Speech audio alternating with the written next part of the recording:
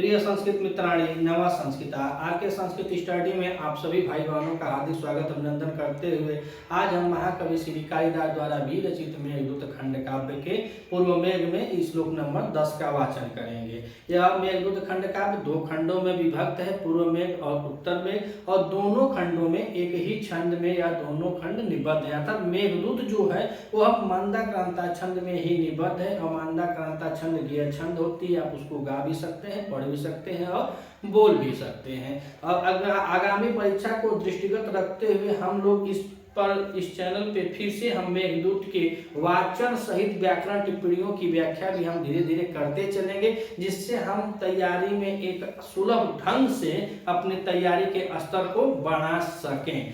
आगे आप लोग इस चैनल पर अगर नए हैं तो चैनल को सब्सक्राइब कीजिएगा, वीडियो अच्छी लगे तो वीडियो को भी लाइक कर दीजिएगा। अगर वाचन पढ़ना है तो मेरे इस चैनल के प्लेलिस्ट में मेघदूत का वाचन पहले से ही वीडियो यहाँ पे पड़ी हुई है। पेपर आपका मई महीने में होने वाला है। सरकार के द्वारा जो कैबिनेट जो सरकार है उसके द्वारा दिन या तिथि को निर्णय कर दिया गया है, तो उससे पहले हमें 4-5 महीने का समय मिल रहा है, तो हम धीरे धीरे वहां तक पहुंच जाएंगे। इस प्रकार से सहल और आसान तरीके से हम लोग वाचन और इसमें व्याकरण टिप्पणियां और व्याकरण और नीति शतकम हो उसकी भी, और आप लोग जब चैनल को सब्सक्राइब करें देखेंगे तमाम प्रकार की यहाँ पे वीडियो हमारे प्लेलिस्ट में उपयोग में आपके आएंगी। यह नहीं कह रहा हूँ कि पूरा मेरी ही वीडियो आपके उपयोग में आ जाएगी, लेकिन आपके विकास में, आपके संघर्ष में मेरा भी एक कदम आपके साथ जरूर आपके सहयोग में लगा रहेगा। तो आइए मंदाक्रांता छंद में हम लोग आज वाचन करते हैं मेघदूत अर्थात पूर्व मेघ के 10वें श्लोक का। तो मंदाक्रांता छंद में 4, 6 और 7 पद यति होती है और यह गेय छंद होती है। तो देखते हैं, मंदम मंदम नुदति पवन चानुकूलो यथा त्वां वावश्चायं नदति मधुरं चातकस्ते सगन्ध गर्भाधान क्षण परिचया नूनमाबद्धमाला सेविष्यन्ते नयन शुभगं सेविष्यन्ते नयन शुभगं खे भवन्तं बालका। तो यक्ष कह रहा है कि हे मेघ अब तुमको जाना चाहिए, हे मित्र अब तुमको जाना चाहिए। इससे पूर्व श्लोक नंबर 9 में यक्ष मेघ को बतलाया कि तुम जब जाओगे तो अपनी भाभी को देखोगे, और बताया कि वह जीवित होगी या अवश्य देखोगे। जो आशा का बंधन होता है वो प्रेमी हृदय को कभी नष्ट न ही होने देता है या नष्ट होने से उसको रोके रहता है। अब इस श्लोक में धीरे धीरे वह बता रहा है कि हे मित्र अब तुमको जाना चाहिए, और तुम्हारे अनुकूल अर्थात यह लग रहा है कि यक्ष बेचारा पूरा पंचांग देखकर शुभ मुहूर्त में मेघ को अलकापुरी भेजने का काम करता है। तो वह इस श्लोक में बता रहा है, तो यह रामगिरी पर्वत पे था, और रामगिरी पर्वत पर यक्ष रहते हुए अपने संदेशे को मेघ के माध्यम से उत्तर दिशा के तरफ अलकापुरी जो नामक नगरी है, जो महाराज कुबेर की नगरी है, जो कैलाश पर्वत से उत्तर दिशा में है, वहां पर यह भेजने का प्रयत्न में लगा हुआ है कि किसी तरह हमारे संदेशे को ले जाए। तो आइए हम देखते हैं क्या कह रहा है। तो कह रहा है कि यथा, यथा मतलब जैसा, जैसा जैसा कि कह रहे हैं कि मंदम मंदम नुदति पवन चानुकूलो यथा त्वाम। तो जैसा कि पवन माने हवा, हवा क्या है, त्वाम माने आपके अनुकूल चल रही है, अर्थात जो हवा है, जैसा कि हवा आपके अनुकूल चल रही है, तो काहे चल रही है बाबू, तो कह रहे नुदती, और जो नुदती है यह नुद धातु है, प्रेरणार्थ में यह प्रेरणा कर रही है, तो नुद धातु है, और नुद धातु में लट लकार प्रथम पुरुष एक वचन की क्रिया लगी हुई है का नुदती। तो कह रहे हैं कि जैसा कि आपके अनुकूल, पवन मने हवा, मंदम मने धीरे धीरे, नुदती मने प्रेरित कर रही है चलने के लिए। तो यह कहा मेघ से कि हे मित्र, अब तुमको जाना चाहिए, क्योंकि तुमको जिस दिशा में जाना है उसी दिशा के तरफ यह जो हवा है यह तुमको प्रेरित कर रही है। और काहे कर रही है, तो बताया गया इसके पहले श्लोक में कि धूमा ज्योति सलिला मारुता सन्निपाता क्वमेघ। तो कालिदास जी बतलाए हैं इस श्लोक के माध्यम से कि मैं यह जानता हूं कि यह संदेशा नहीं भेजेगा, नहीं ले जा सकता है कहाँ संदेशा और कहाँ मेघ। तो कवि जी बतलाए, लेकिन उसमें बतलाए कि जो मेघ है वो धूम ज्योति सलिल मरुताम के मिश्रण से बना हुआ है, अर्थात उसमें वायु पहले से ही है। तो मेघ में जब वायु पहले से है, तो यहाँ पे कह रहा है कि जैसा आपको हवा आपके अनुकूल, अर्थात आपके अंदर भी हवा है और बाहर से भी हवा धीरे धीरे आपको प्रेरित कर रही है कहाँ जाने के लिए गुरु, और कहाँ यह भेज रहा है अलकापुरी में। जो कुबेर की नगरी अलकापुरी है वहीं से यह यक्ष निर्वासित हुआ था 1 वर्ष के लिए। इसके भर्तु, इसके स्वामी ने इसको 1 वर्ष का श्राप दिया, और 1 वर्ष श्राप के कारण यह आकर के रामगिरी पर्वत पर निवास करता है। तो रामगिरी पर्वत पर निवास काहे करता है, तो अपने कार्य में प्रमाद कर दिया था, इसलिए इसके स्वामी ने इसको श्राप दिया। और जो श्राप दिया तो आषाढ़ के महीने में जब मेघ को देखता है तो उसी से अनुनय विनय करता है कि मेरी वाली के पास संदेशा लेकर जाना है। तो कहा कि हे मित्र, आपके अनुकूल यह हवाएं धीरे धीरे आपको प्रेरित कर रही है, और कह रहा है कि नोदनदति मधुरं चातकस्ते सगंधे। तो कह रहा है कि आयम, आयम माने कि जैसा कि प्रेरित कर रहा है, और कह रहा है तथा, एते माने ए, सगंध माने गर्वित होता है, क्या होता है गर्वित।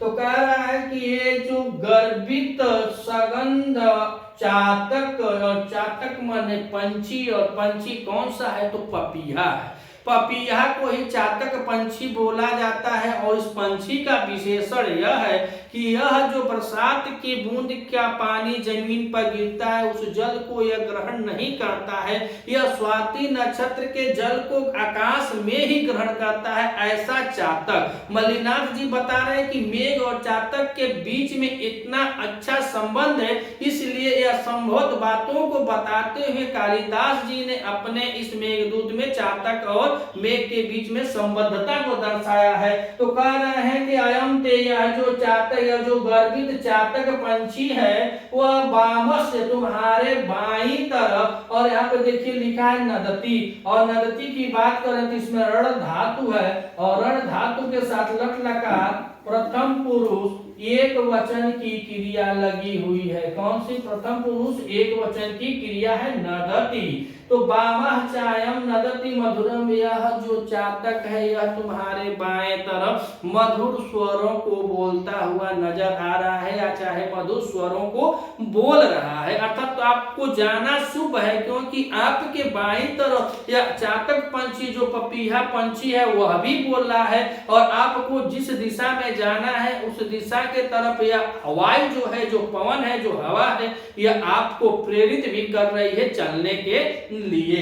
यही 2 लाइनों में बतलाया कि आपको पवन भी प्रेरित करती है, आपको चलना चाहिए। और कह रहा है कि आपके बाएं तरफ यह गर्विता, जो गर्वित है, जो बहुत ही अच्छा चातक पंछी है, कुछ गर्व के साथ बोल रहा है, मधुर स्वर में बोल रहा है। इस स्वर का मतलब यह है कि आपका जाना शुभ होगा। तो आपके बाएं तरफ यह जो चातक पंछी है यह भी बोल रहा है। और नीचे कह रहे हैं गुरु कि गर्भाधान क्षर परिचया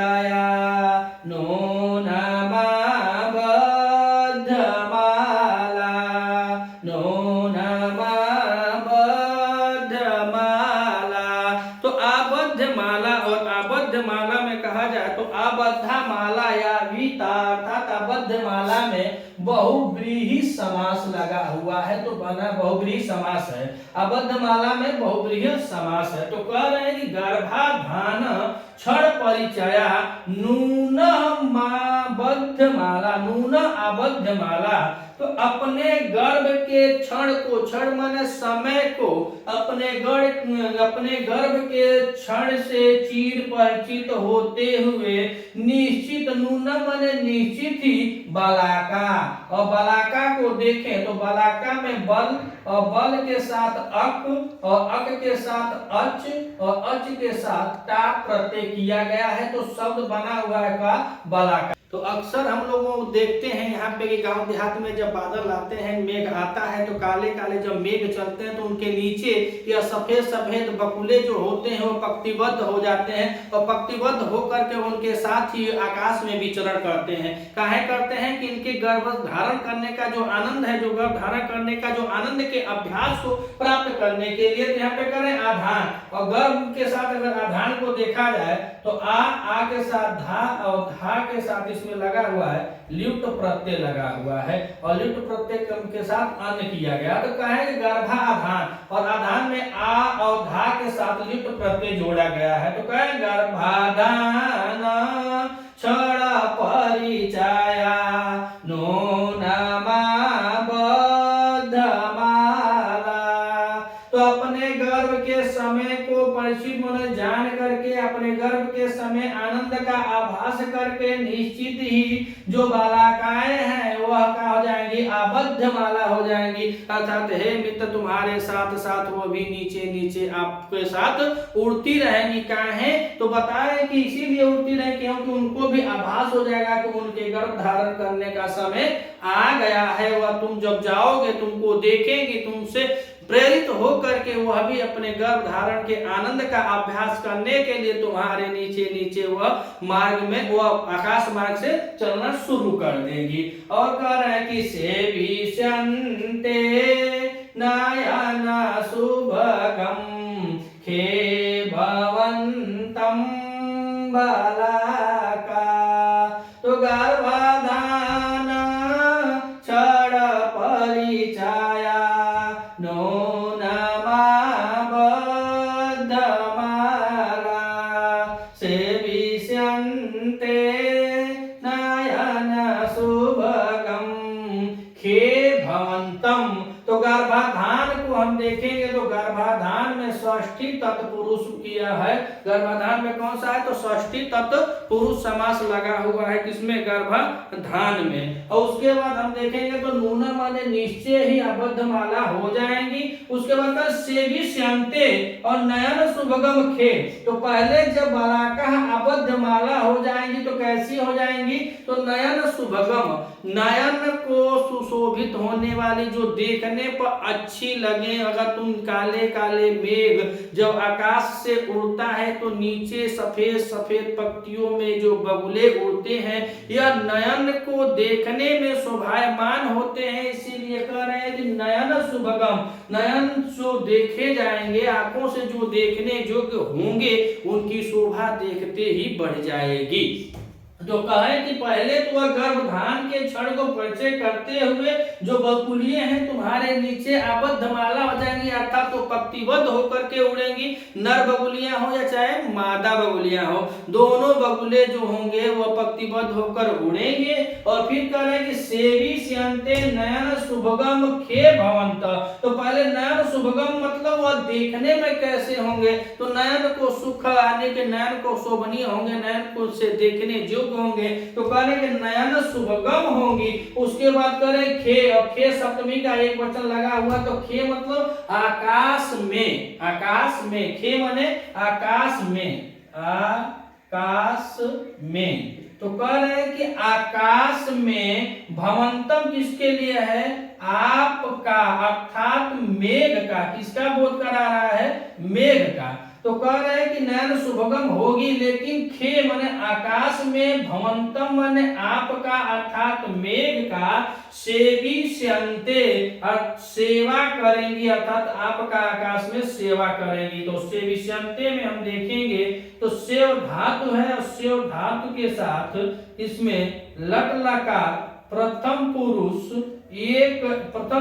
बहुवचन है, बहुवचन लगा हुआ है। सेविष्यन्ते सेव धातु है, लट लकार प्रथम पुरुष बहुवचनांत लगा हुआ है। तो कह रहे हैं कि खे माने आकाश में, भवंतम माने मेघ का या आपका, तो यहाँ पे मेघ का ही होगा। भवंतम माने हे मेघ आपका क्या करेंगे, सेविष्यन्ते अर्थात सेवा सत्कार भी करेंगी। जो गर्भाधान के क्षण को जान पहचान कर चिर परिचित होकर जो बकुलियां हैं पहले आकाश में आपके साथ पंक्तिबद्ध होकर के विचरण करेंगी, उड़ेगी, जो देखने में बड़े शोभायमान होगी। उसके बाद कह रहे हैं कि खे भवंतम सेविष्यन्ते अर्थात आकाश में वह आपकी सेवा भी करेंगी। तो आइए एक बार और देखते हैं कि मंदम मंदम मंदम मंदम मतलब धीरे धीरे धीरे धीरे, नुदति मन प्रेरित कर रहे, तो मंदम मंदम नुदति पवना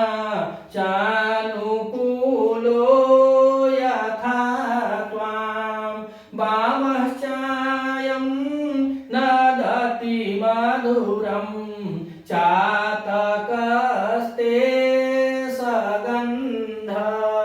तो कह रहे हैं कि जैसा कि आपके अनुकूल हवा चल रही है, मंदम मंदम धीरे धीरे, नुदति माने आपको प्रेरित कर रही है चलने के लिए। तो यह कह रहा है मेघ से कि हे मित्र अब आपको चलना चाहिए, काहे कि हवा आपके अनुकूल धीरे धीरे स्वयं अर्थात धीरे धीरे आपको प्रेरित कर रही है। कहाँ जाने के लिए बोला, अलकापुरी जाने के लिए। और कह रहे हैं कि वामः चायम नदति मधुरम चातकस्ते सगंध। तो आपको बाएं तरफ जाना है, तो बाएं तरफ आपके क्या बोला है, जो यह गर्वीला चातक है वह बहुत ही मधुर स्वर में आपके बाएं तरफ बोला है, अर्थात आपका जाना शोभायमान होगा। आप जब जाएंगे तो आपकी शुभ घड़ी है, आपको अब जाना चाहिए। तो कह रहा है कि वामाचायम नदति मधुरम चातकस्ते सगंध, अर्थात ये जो सगंध माने गर्विता चातक है, गर्वीला चातक है, वो गर्वित होकर के आपके बाईं तरफ बहुत मधुर ध्वनि या बहुत मधुर स्वर से बोल रहा है। फिर तीसरा लक्षण बताया कि गर्भाधान क्षण परिचया नो